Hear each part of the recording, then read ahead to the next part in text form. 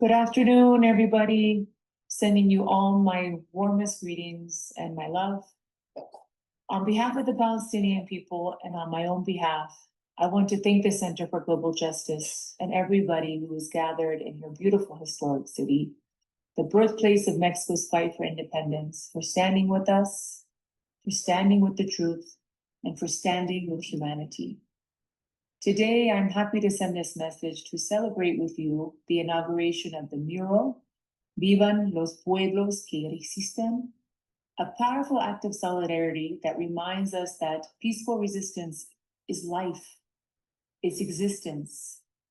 Resistance is hope turned to action.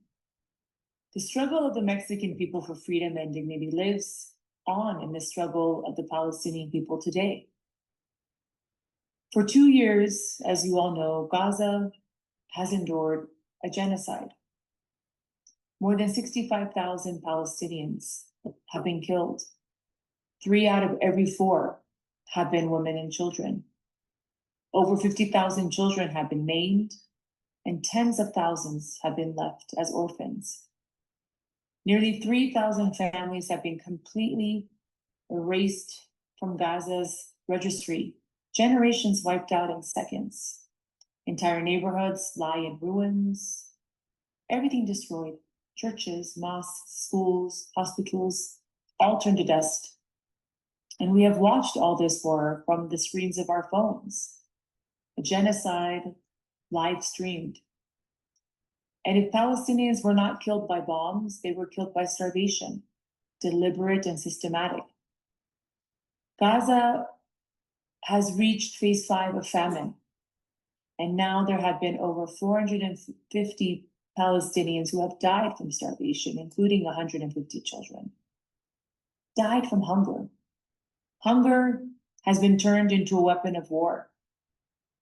Gaza today, as the UN has stated, is not only a cemetery for children, and I will add to that, it is also a mass grave for international law. A place where the world's conscience is being tested and where silence has become complicity.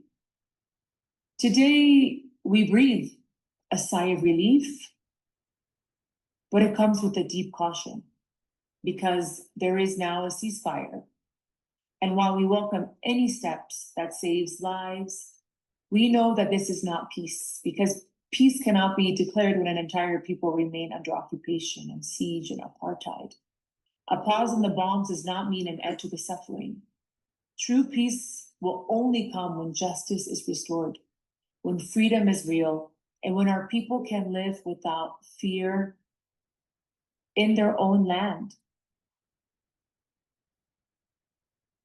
This moment demands clarity and courage. And what we seek as Palestinians is not charity or pity, it is justice. We ask for the application of international law for Israel to finally be held accountable.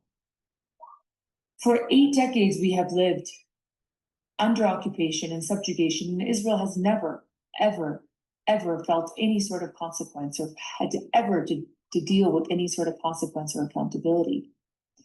No country, no army, and no person is above the law. And the world cannot claim to defend human rights while allowing Israel to violate every principle of them with impunity.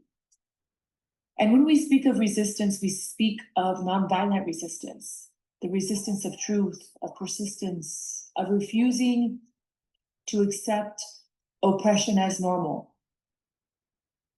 For you, our friends around the world, this means continuing to act. It means to continue to raise your voices, march in the streets, boycott companies that profit from occupation, call on your governments to suspend arms sales and end all complicity in war crimes. It also means to support Palestinian students and doctors and artists who continue to rebuild life from the ashes.